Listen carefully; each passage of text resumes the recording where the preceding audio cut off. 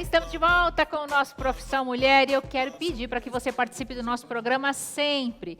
De que forma você pode fazer isso? Através das nossas redes sociais, que é o programa Profissão Mulher, através do nosso e-mail, que é o contatoglopa@gmail.com, do jeitinho que vocês estão vendo aqui na tela, e também através do nosso WhatsApp, que deixa a gente pertinho, que é o 4588-6161. E por falar em WhatsApp, a gente está falando de pandemia, está falando dessa mudança toda, e a doutora estava me falando agora, gente, de algo que tem acontecido com uma certa frequência e que as pessoas têm mandado isso para ela, falando, olha, doutora, isso pode ou não? Que é a tal da demissão por conta do período via WhatsApp. É isso mesmo, doutora? É verdade. Infelizmente, não bastasse todos os problemas vivenciados em razão da pandemia, muitos empregados acabam recebendo a demissão por WhatsApp.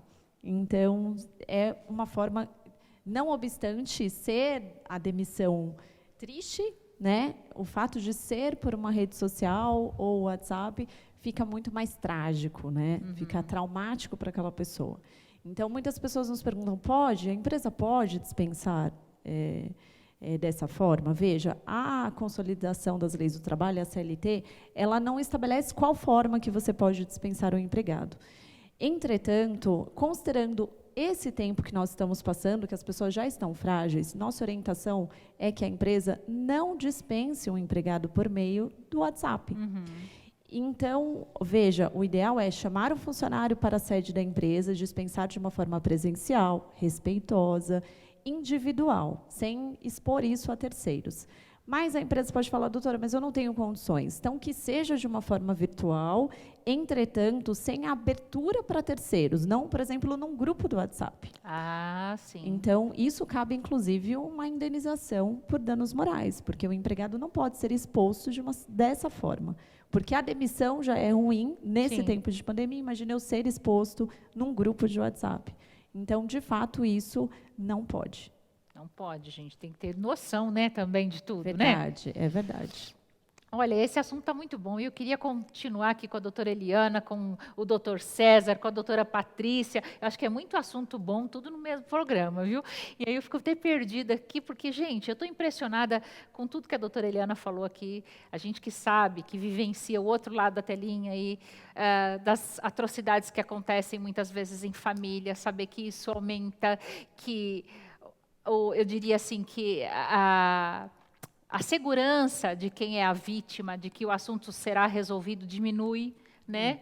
Muito. Diminui muito. A estabilidade de alguns assuntos pertinentes ao profissional também diminui.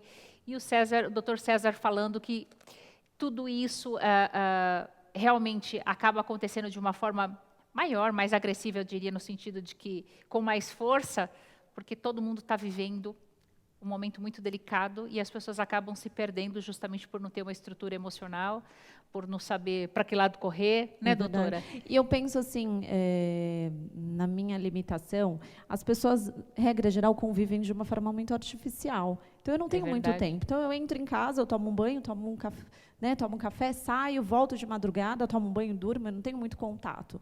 Então, com o isolamento, acabou, então eu tinha que ter um contato direto com a pessoa e vê-la e ela me ver. Então, deu um embate realmente a convivência entre as pessoas com isolamento. Então, não é mais tanto artificial como antigamente. Tem casal que eu conheço que se encontrava no aeroporto. Olha! Então, é assim, era a vida, né? E com o isolamento, isso mudou. Então, vamos nos conhecer, né? Quem é você? Então, isso trouxe muitos problemas em relacionamentos. Doutora, a gente não estava preparado para esse tete-a-tete, como diria antigamente. A gente se acostumou a essa vida de rede social, de distanciamento, de superficialidade, como a doutora falou aqui. O que acontece é que nós temos o nosso sistema cerebral, ele não é adaptado para esse tipo de atividade e nem velocidade. Ok? Quando a gente vai lá para o Nordeste, por exemplo, que você vê, nossa, o pessoal é lerdo, o pessoal... Não, esse é o ritmo normal da vida, inclusive que as suas glândulas estão preparadas para suportar. Toda essa neurose, psicose que você vai ver é justamente por um estímulo muito... Hoje tudo é rápido. Exato. Né? Você quer comer arroz, você vai no mercado, mas se você pensar que para comer arroz, você tem que primeiro plantar. Esse é o ritmo. Verdade. Né? É verdade. Esperar ele crescer. Então, hoje, essa sociedade de imediatismo cria muita neurose, muita psicose. As pessoas... Então, veja quantos problemas. Eu não convivia, eu não conhecia. De repente, o camarada está conhecendo a esposa. Não é como a doutora falou, não é verdade? Agora eu tenho que conhecer meu filho, agora eu tenho que aprender a... literalmente aprender a conviver, porque o ser humano, por causa da tecnologia, do trabalho e tal, ele foi privado da convivência. É verdade. Curiosamente, as coisas que foram feitas, o computador, o celular, o WhatsApp, eles foram feitos para que o ser humano tivesse mais tempo. E o fenômeno, não é verdade? O fenômeno é justamente o contrário. Você tem cada vez menos tempo, porque aí você se sobrecarrega de afazeres, de trabalho, de coisas que você não poderia... Tudo, né? Isso, você não poderia resolver tão rápido, né? Agora você quer fazer tudo, acaba gerando transtorno. Então, tem o problema da proxêmica, que eu estou vivendo no mesmo território, com o meu filho invadindo meu espaço, me agarrando, a minha mulher tal, e eu estou ali confinado, isso já irrita. Tem a falta de valores sociais, a falta de ética, a falta de uma espiritualidade, não é verdade? Então, quanto menos valores, mais problemas. Não, eu penso assim, um casal em home, né? Home office, os dois. Aconteceu até com uma ex-aluna minha. Ele trabalhava numa ponta da mesa, ela em outra. E aí os dois entraram em reunião. Conclusão, quase se mataram, porque ele falava um Olha, assunto, gente. na reunião dele para o computador, e ela falava outro, e um estava interferindo no trabalho do outro. Já ninguém conseguia mais raciocinar. Né? E Que loucura. fora as coisas engraçadas que a gente vê na TV. Né? Sim. É o cachorro pulando, o gato Sim, subindo. sim. Agora, a gente está falando de coisa engraçada, mas uma coisa que me chama muito a atenção, eu acho que porque eu tenho uma filha de 3 anos, que a gente escuta falar com muita frequência, até porque a gente falou aqui do caso do Henry, são mães que dizem, olha, pelo amor de Deus, volta à escola, porque não dá mais para suportar, porque não dá mais para aguentar, porque ninguém aguenta essas crianças dentro de casa. Gente, criança dá trabalho, mas aí eu me pergunto, doutora, quando a gente se espanta também com uma situação dessa, que nem aconteceu com o Henry, que nem aconteceu no caso da Nardone, como é que uma mãe olha para uma criança só porque ela está mais tempo dentro de casa e diz, eu não suporto mais, eu não aguento mais, é impossível de conviver? É uma operação delegada, né? Né? Eu acho que, para ser mãe, você pode até trabalhar fora, mas você não pode deixar de ser mãe. É verdade. E eu tive essa função, esta grata função, por muitos anos, e nunca deixei de observar nada que se passava com meus filhos. Hoje é muito fácil delegar. É A verdade. escola é a delegada para a educação. Em casa é um en passant. Vamos de passagem. Pois é, acho que está faltando um pouco de amor nas pessoas também, né? De consciência do que é certo, do que é errado, de Deus, de seja qual for a tua crença, mas de ter algo maior para você se segurar e falar isso eu posso, isso eu não posso, né? Isso fere o outro, mas se eu for por esse caminho eu atropelo todo mundo, mas tudo bem, eu estou seguindo o meu caminho. Eu acho que falta um pouco dessa empatia, né?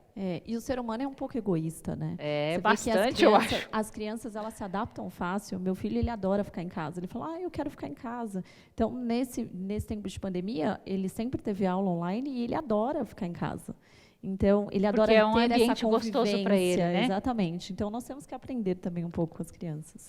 Ó, nosso tempo está acabando, mas como eu prometi uma coisa para vocês, eu até cortei um pouco o nosso assunto aqui, doutora, mas seja de casa, eu peço desculpas por isso. Mas no comecinho da nossa entrevista, eu acho que é um assunto que interessa para muita gente, principalmente nessa fase que a gente vive, que foi o Dr. César falando que dá sim para você trabalhar o teu cérebro a favor das suas finanças. Então, eu não posso terminar o programa sem que ele diga isso, pelo menos assim por cima, que vai tranquilizar teu coração aí, né? Tá bom, vamos lá. Essa questão da casa, só para finalizar, o cérebro ele se adapta muito fácil para um comando. Então, faz a reunião familiar e faz um script. Tem hora para assistir um filme com a filha, tem hora para a criança brincar no videogame, tem hora para você dançar sozinho, tem hora, não, agora eu quero ficar no meu espaço. É só fazer esse tipo de acordo. ok? Aí você vai viver bem mesmo na pandemia. Com relação às finanças, o cérebro ele aprende, não é? Nós trabalhamos com processos cognitivos. Como que o cérebro pode aprender que a pessoa não pode ganhar dinheiro? Você vai se lembrar, por exemplo, vamos supor que você estivesse em casa, você é criança, e você foi na padaria, comprou o seu doce preferido e você vai comer, né? Aí você senta na televisão e você está lá assistindo o seu programa, na rede social, onde quer que seja. Quando você vai pôr na boca, sua mãe fala assim, você não pode comer porque você não almoçou ainda. E aí você já tem aquela repressão psicológica, né? E você fica esperando ela falar, está pronto o almoço. Aí você vai correndo, começa a comer, e de repente você pega um puxão de orelha, isso era muito comum há um tempo atrás. Verdade. Né? Eu acho que a gente é desse tempo. Eu sou. Eu sou. E você toma um tapa na mão, vai lavar a tua mão, porque você pegou em dinheiro, e dinheiro é sujo. Então, veja só, todas as vezes que você teve dor física ou dor emocional, ou ambas associadas, o seu sistema de sobrevivência vai criar um comportamento automatizado de adaptação a esse trauma, a esse problema. Então, houve a repressão verbal, o constrangimento, e houve a dor física. Então, a pessoa pode aprender que dinheiro é sinônimo de dor. O código de sobrevivência vai aprender. Então, na prática, o que vai funcionar? O córtex, nós temos 3 cérebros, lembra? Cada cérebro tem uma linguagem muito específica. Se eu falar para um cérebro assim, para a pessoa, você gostaria de consultar o aplicativo do banco, você tem R$1 milhão disponível lá, o córtex vai ser ativado por essa linguagem, você já começa a comparar, vou trocar de carro, ajudar minha mãe e tal. Eu quero. E aí eu vou fazer uma pergunta para um outro cérebro com uma outra linguagem. Você acredita, o que você sente com relação a isso? Você acha que vai ser fácil ou vai ser difícil você conquistar esse R$1 milhão disponível? Vai ser difícil. Então, você vai perceber que um cérebro te puxa para um lado e o outro te puxa para o outro, e esse é o motivo de você não conseguir chegar no seu objetivo, né? Então, o que a pessoa precisa aprender é sincronizar. Como é que eu preciso identificar que eu tenho um comando que eu não consigo ter dinheiro, porque você não ter dinheiro, esporadicamente, até eu já passei várias crises financeiras. Isso é normal. Agora, você nunca tem, isso não é normal. Isso é fruto de um processamento cerebral, que você vai lutar, vai se esforçar, e quando você até pega, o que acontece? Parece que tem uma conspiração cósmica. Né? Fala, gente, e a pessoa perde. Tem vida própria, o dinheiro, ele voa. A pessoa perde, entendeu? Então, eu preciso criar, o nosso método ele cria o sincronismo das respostas cerebrais. O teu córtex tem que entender que você quer, o teu sistema límbico tem que sentir que você quer, e o teu sistema reptiliano tem que fazer por onde você tenha. Senão, você não vai conseguir, entendeu? Então, é assim que a pessoa pode aprender inconscientemente que ela não vai ter dinheiro. E eu consigo medir isso na prática. Então, finalizando, que eu sei que o nosso tempo está no final, se você percebe que repetidas vezes você está sempre duro, isso não é coincidência. Se você tem sempre problema nos seus relacionamentos, você tem uma dificuldade uma vez ou outra, isso é normal, mas todo relacionamento você tem problema, isso não é normal.